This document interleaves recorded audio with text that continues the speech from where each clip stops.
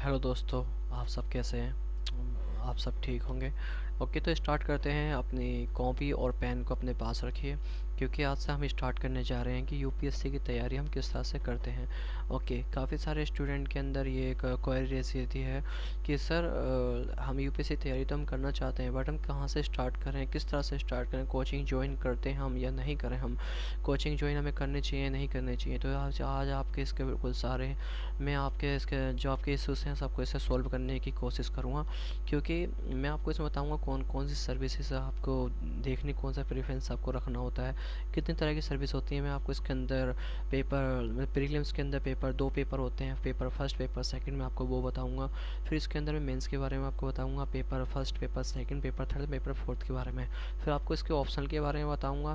फिर आपको यहाँ से मैं सीधा आपकी बिल्कुल इसकी जर्नी यहाँ से स्टार्ट होती है और सीधा जर्नी जाएगी फिर हमारी मैराथन कोर्स की तरफ, कि मैराथन कोर्स बिल्कुल फ्री ऑफ कॉस्ट रहेगा, क्योंकि मैं इसमें आपको काफ़ी सारी चीज़ें इसमें बताऊंगा। एवरीडे आपके लिए मैं एक नई से नई वीडियो आपको मैं ला के मैं यहाँ पर अपलोड करूँगा आपके इस चैनल पर, और आपको फ्री ऑफ कॉस्ट यहाँ पर प्रोवाइड की जाएंगी। कोई भी किसी का कॉपीराइट नहीं होगा, क्योंकि सारे नोट्स भी मेरे बनाए हुए हैं नोट्स होंगे। ओके, तो स्टार्ट करते हैं हम पहला। तो जैसे कि इंडियन एडमिशन सर्विस, ये one of the best service है इंडिया के अंदर, जिसका कि कॉन्स्टिट्यूशन जो है आर्टिकल जो हमारा चैप्टर 14 है उसके अंदर भी सीधा डिक्लेयर है कि यूनियन एंड स्टेट सर्विस के बारे में डिफाइन कर रखा है। तो बिल्कुल ये एक सर्विस जो है एक गैजेटेड सर्विस है, ना कि नॉन गैजेटेड सर्विस। ओके, तो इसमें बहुत सारी हमें सुविधाएं वगैरह मिलती हैं। तो हमें फर्स्ट प्रेफरेंस जो होता है इंडियन एडमिशन सर्विस को हम रखते हैं। ओके, तो सेकंड होती है हमारी फॉरेन सर्विस। ये बहुत ही उम्दा किस्म की सर्विस होती है, क्योंकि हमें इसे पूरे वर्ल्ड के अंदर टूर भी मिलता है, और साथ में पूरे वर्ल्ड के अंदर कभी हमारा इससे कोई सी भी एम्बेसी हमें इसके अंदर ट्रांसफ़र कर दिया जाता है, जिससे कि हमें वहाँ के लोगों से नए लोगों से न्यू पब्लिक से हमें वहाँ पर मीटिंग करने के लिए भी हमें काफ़ी सारा हमें वहाँ पर एड्रेस करना होता है। तो इसलिए यही वहाँ के लिए बहुत ही अपॉर्चुनिटी रहती है हमारे लिए, कि बहुत ही प्रेस्टिजियस जॉब है इंडिया के लिए। ओके, एक पर्सन के लिए जो एक सिविल सर्विस का एग्ज़ाम क्रैक करता है। सेकंड जो थर्ड नंबर पर पोस्ट आती है वो है इंडियन पुलिस सर्विस, जो कि हर किसी यंग ऑफिसर का एक सपना भी रहता है कि एक इंडियन पुलिस ऑफिसर बने, क्योंकि इसके अंदर क्या होता है, सारा लॉ मेंटेन जो करने का काम वर्क रहता है वो इंडियन पुलिस सर्विस के अकॉर्डिंग रहता है, और बाकी सारा जो एडमिनिस्ट्रेशन वर्क वगैरह रहता है वो आईएएस ऑफिसर का रहता है। बाकी सर्विस जो है ये तो मिल जाती है, वो जो आपकी अगर रैंक अच्छी है, अगर आप रैंक आपकी इम्प्रूव होती है, जैसे कि आपकी 1 रैंक से लेकर और आपके 100 के बीच में, तो आपको आईएएस वगैरह आप कुछ भी ले सकते हैं। अगर आपका जनरल कैटेगरी के हैं तो आपको भी इसमें मिल जाएगी, मगर अगर आपकी इसमें हाई रैंक है, जैसे कि 730 732 ऐसे कुछ रैंक है, तो आपको पॉसिबिलिटी नहीं है कि आपको आईएएस या आईएफएस या आईपीएस आपको सर्विस मिले। ओके, तो ये काफ़ी सारी services, audit and account service, मगर हैं सभी ए लेवल की जॉब, और civil account services, defence account services, ये काफ़ी सारी जो है defence state services, informative services. Okay, personal training account, finance and service. Okay, तो ये जो काफ़ी सारी सर्विस है आपको एक बार पढ़ लेना। ये आपको कहाँ मिलेगा, ये आपको यूपीएससी वेबसाइट के पोर्टल फ्री ऑफ कॉस्ट आपसे वहाँ पर आप जाकर इसे डाउनलोड सिलेबस पर ओके करेंगे, आप डाउनलोड हो जाएगा आपको पूरा सिलेबस आपको यहाँ पर डेस्कटॉप पे आपके शो हो जाएगा। जैसे दिल्ली, अंडमान निकोबार आइलैंड, लक्षद्वीप, यहाँ भी आपको बिल्कुल एक जॉब मिलती है, आपको प्रेस्टी से जॉब मिलती है, जो कि एडमिनिस्ट्रेशन वर्क के अकॉर्डिंग ही चलती है। अब मैं आपको लेके चलता हूँ कि इसके सिलेबस के ऊपर, सिलेबस में क्या है, paper first, paper second, paper third, ये पेपर फोर्थ सिलेबस क्या है, मैं आपको इसके बारे में बताता हूँ।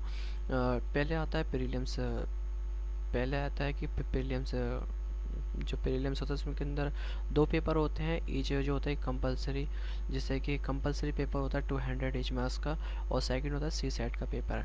तो फर्स्ट पेपर के अंदर जनरल स्टडीज़ वगैरह का पेपर होता है, और जो उसका सेकंड पार्ट होता है उसके अंदर हमारे पास कॉम्प्रिहेंसिव वर्क रहता है। आते हैं हम सेकंड चीज़ पे, जो होती है हमारी मेंस के बाद। इसकी बात मैं आपको बाद में बताऊँगा प्रीलिमिनरी की। ओके, अब हम बात करते हैं मेंस के बारे में। तो मेन जो होता है ये हमारे पास written will consist the following exam paper. इसके अंदर टोटल 7 पेपर जो रिटर्न फॉर्म में होते हैं, इसके नंबर हमारे टोटल नंबर इसके ऐड ऑन होते हैं, जो कि प्लस 275 नंबर का हमारा इंटरव्यू होता है।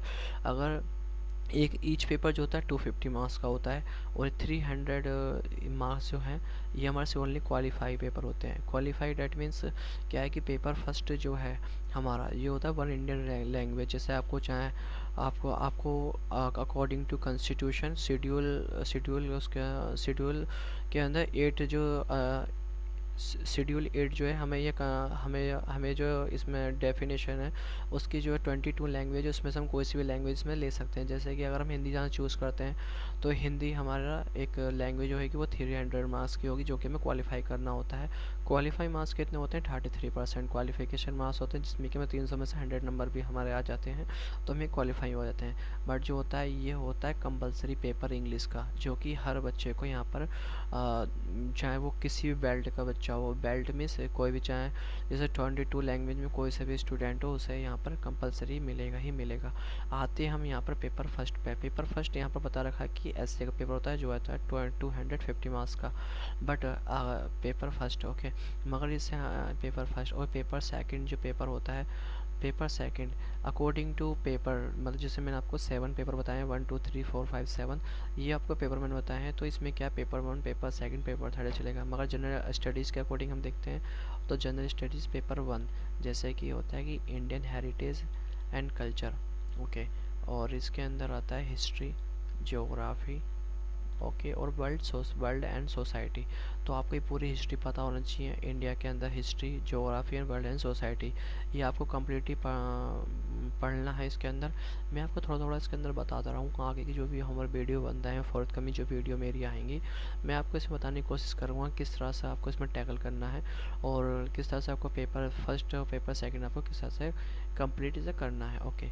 तो आते हैं पेपर थर्ड के बारे में। पेपर थर्ड मतलब क्या? जनरल स्टडीज़ सेकंड, ये दोनों एक ही चीज़ है। जनरल स्टडीज़ सेकंड जैसे कि पेपर 1, पेपर 4, पेपर 3, पेपर 4, ये हमारे जनरल स्टडीज़ के पेपर 4 गिने जाते हैं ओके। और ये पेपर थर्ड जो है उसके पेपर के वाइज होते हैं ओके। पेपर सेकंड जो है हमारे पास ये है गवर्नेंस ओके। गवर्नेंस तो हम जानते हो, मिनिमम गवर्नमेंट, मैक्सिमम गवर्नमेंट, जो कि ग्राउंड लेवल से वर्क होता है और ऊपर तक टॉप डाउन अप्रोच तक अपनाते हैं। कॉन्स्टिट्यूशन आपको पता है कि आपको कॉन्स्टिट्यूशन के अंदर क्या पढ़ना है। कॉन्स्टिट्यूशन के अंदर आपको कौन सी चीज़ पढ़नी है पता है आपको? कॉन्स्टिट्यूशन के अंदर लक्ष्मीकांत बुक आपको सबसे बेहतरीन रहेगी।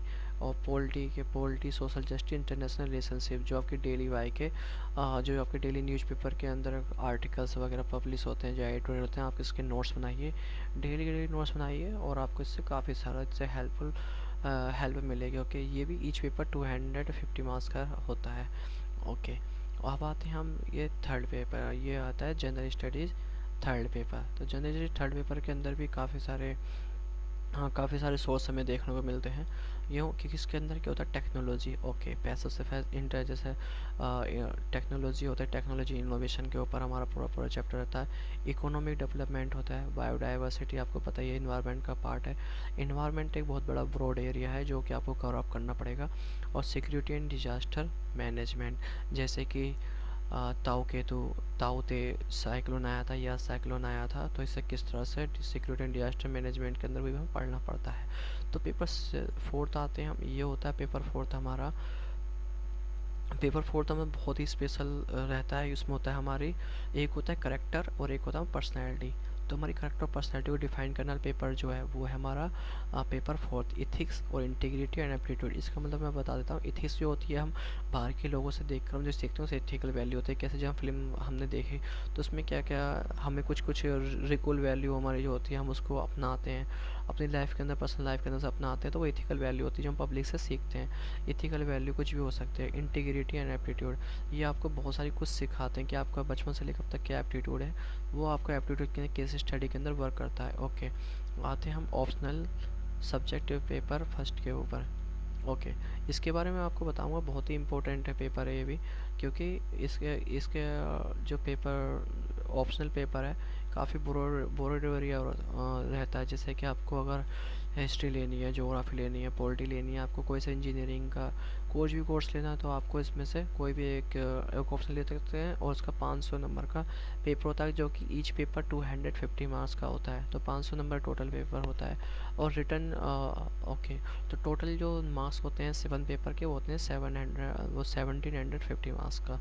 ओके, तो personality test one of the biggest होता है कि आपकी पर्सनैलिटी कैसे और आपके करेक्टर को वहाँ पर चेक किया जाता है, जो कि 7 मेंबर की बॉडी होती है, और जो कि इंडिया गेट के पार्ट्स में यूपीएससी बिल्डिंग है, वहाँ पर इसका इसका इंटरव्यू का टेस्ट होता है एवरी ईयर। ओके, तो टोटल जो हमारे पास जो मार्क्स बनते हैं वो हमारे 225, जिसमें कि एवरी ईयर बच्चे जो 56-55% तक ही ले पाते हैं, जैसे कि उनके 1100 प्लस, उसके 1100 प्लस मार्क्स होते हैं, किसी 1200 प्लस मार्क्स भी होते हैं। बट अगर ज़्यादा से ज़्यादा अगर अपने आप को काफ़ी इसमें मजबूती के साथ में यहाँ पर इस मैराथन की रेस में लगा रहता है, तो उससे काफ़ी अच्छे मार्क्स भी रहते हैं। ओके, तो हम स्टार्ट, तो ये हो गया हमारा मेंस के बारे में। क्या क्या जो बेसिक स्टूडेंट होता है उन्हें पता नहीं होता कि उन्हें किस तरह तैयार करनी है, तो मैंने आपको एक बेसिक यहाँ पर बता दिया। अब मैं आपको बताऊँगा, देखो ये होते हैं कि आपको किस किस लैंग्वेज में आप एग्ज़ाम दे सकते हैं। तो ये असमीज़, बंगाली, हिंदी, ये लैंग्वेज है, इन लैंग्वेज में आप सब में एग्ज़ाम दे सकते हैं। ओके, ये आता है ऑप्शनल की लिस्ट। बहुत सारे स्टूडेंट को क्वेरीज रहती है कि सर हमें तो ऑप्शनल का पता ही नहीं, ऑप्शनल किस तरह से लेते हैं और ऑप्शनल को किस तरह चूज़ करना चाहिए। तो मैं आपको बता देता हूँ, अभी एक वो आई थी इंस्पिरेशन के नाम से अनअकैडमी की वो आई थी वीडियो। तो आपको अगर उसे देखना है किस तरह से, तो आप तो बिल्कुल उसमें हेल हो जाओगे, क्योंकि उन्होंने हिस्ट्री ऑप्शन ले रखा है बंदे ने, और अपना उसके लास्ट अटैम्प पे तो काफ़ी सारे स्टूडेंट क्या करेंगे, अब हिस्ट्री ऑप्शन की तरफ अप्रोच करेंगे। तो हिस्ट्री ऑप्शनल क्योंकि वो वीडियो देख लिए कम से कम 15 लैक्स पे बच्चों ने, वो 15 मिलियन बच्चों स्टूडेंट ने वो वीडियो देखी, तो हर बच्चे का माइंड मोबिलाइज हो चुका है उस वीडियो को देखकर। तो काफ़ी सारे स्टूडेंट क्या होंगे कि अब वो हिस्ट्री ऑप्शनल की तरफ अप्रोच करेंगे। तो आपको जो भी आपको अपने माइंड को एक तरफ रखकर आपको सोचना है कि आपको सबसे ज़्यादा इंटरेस्ट किस फील्ड में आता है।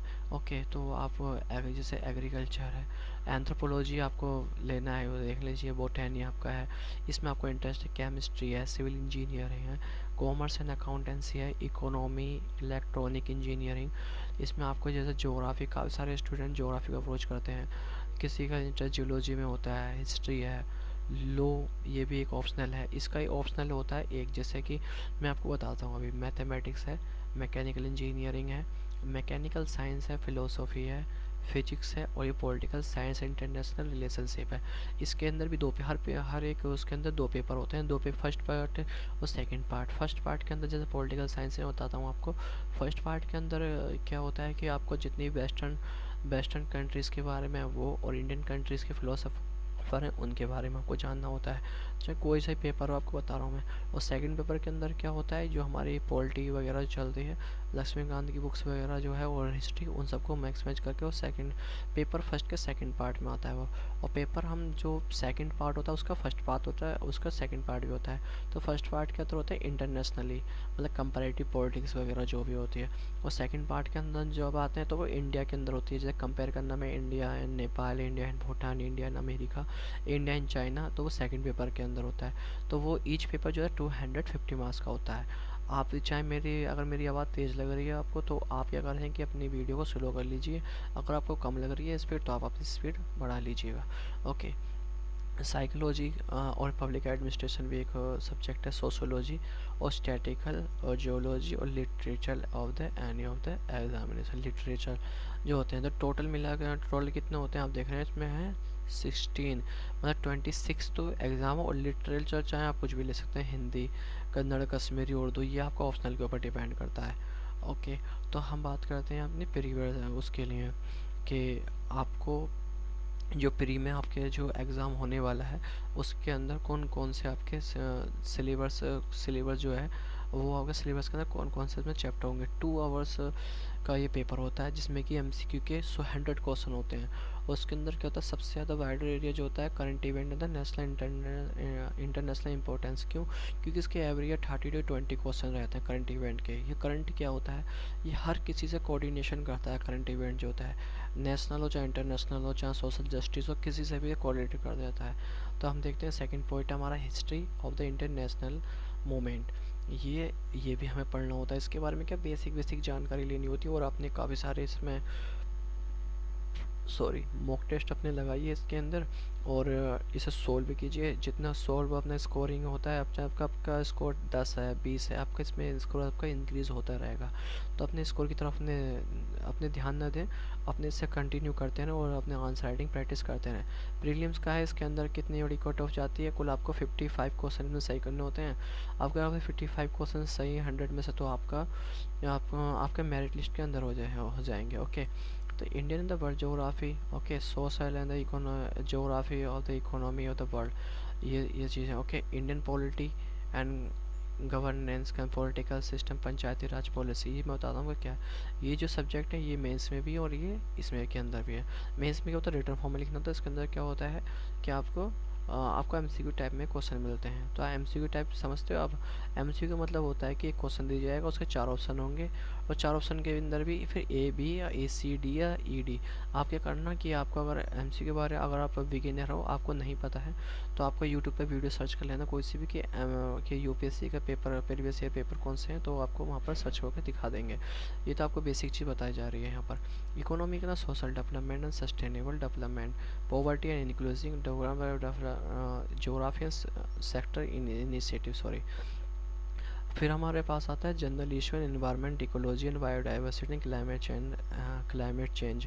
ओके, जनरल साइंस, ये आपका 2 आवर्स का पेपर होता है, और आपको बहुत इसके क्योंकि आपने जो जर्नी आपने मैराथन जो कंप्लीट की है, आपका उसका लास्ट टाइम जो होता है 2 आवर्स के अंदर अपना जितने अपने माइंड को जितना शांत रख कर अपना वर्क करेंगे, इतना ही आपके लिए बेनिफिट रहेगा। और आपके लिए इतने इसमें इसके अंदर आपको इतना ही आपको बेनिफिट मिलेगा इसके अंदर। ओके, आपके आपके आते हैं हम सेकंड पेपर। ये जस्ट क्वालिफाई पेपर है, और क्वालिफाई पेपर कुछ भी नहीं होता। आपको क्या करना है, जस्ट क्वालिफाई पेपर है आपका ये। तो इसके क्वालिफाई पेपर के अंदर 33% आपको लाने हैं, जिसमें कि 200 में से 66 नंबर आपको लाने हैं। तो आपका ये एग्ज़ाम मतलब का प्रीलिम्स क्लियर हो जाएगा। तो कॉम्प्रिहेंशन फर्स्ट हम देखते हैं। कॉम्प्रिहेंशन आपको पता ही होगा, interpersonal skill and the communication skill, ये भी क्वेश्चन आते हैं। Logical reasoning and analytical ability, ये भी आपको आना चाहिए।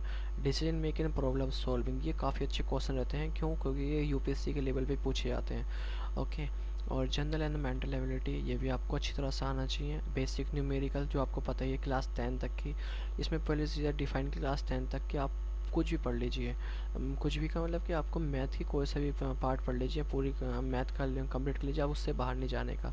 ये डाटा चार्ट पेपर सफिशिएंट है एटसेट्रा। ओके, इसमें लिख दिया है बिल्कुल सीधा, मिनिमम क्वालिफिकेशन मार्क्स है, फिर 33% पेपर सेकंड के लिए।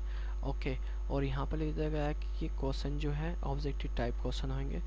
और मेंस एग्जाम, ये मेंस एग्जामिनेशन के बारे में बता दिया गया है। यहाँ पर जो है qualification paper for Hindi and English language जो है, ठीक है ना, इंडियन लैंग्वेज और एंड इंग्लिश, ये क्वालिफिकेशन मार्क्स है जो आपको बता दी गई थी। उसका सिलेबस है, या आप एक बार सिलेबस देख लीजिएगा, तो उसमें सिलेबस आपको पता लग जाएगा क्या है कि कैसा सिलेबस है। जैसे पेपर सेकंड उतर आता है, ये पेपर फर्स्ट है जनरल स्टडीज़ का, तो उसका भी यहाँ सिलेबस है।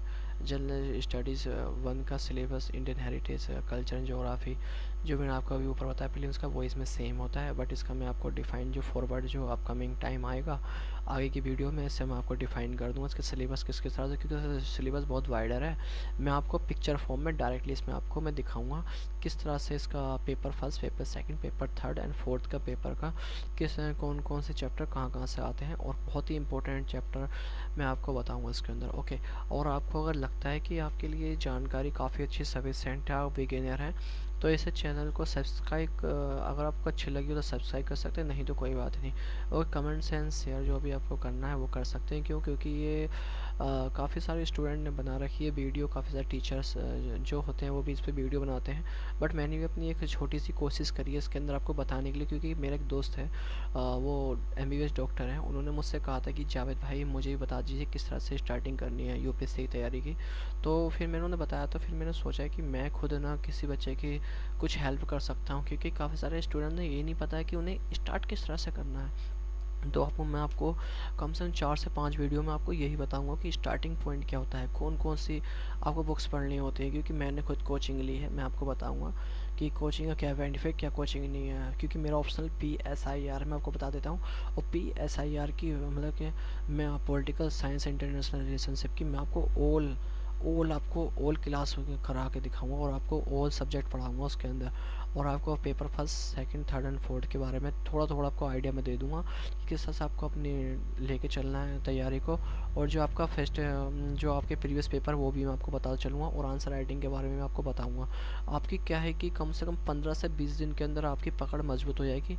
आप जो देख रहे हैं, क्योंकि 6 महीने पता नहीं लगता स्टूडेंट को कि कहाँ चलेगा वो 6 महीने। तो आपको मैं इस तरह से लेके चलूँगा कि आप 15 से 20 दिन के अंदर आप कहेंगे कि बस कुछ हमने कुछ सीखा है यहाँ पर। और आप क्या करेंगे, फिर आप सीधा जाके नेट पर सर्च करेंगे, आप बुक्स लेके आएंगे, बुक्स के बारे में आप देख लीजिए, मैं बता दूँ आपको कौन कौन सी बुक्स आपको इसमें बेनिफिट या इसमें यूजफुल हैं।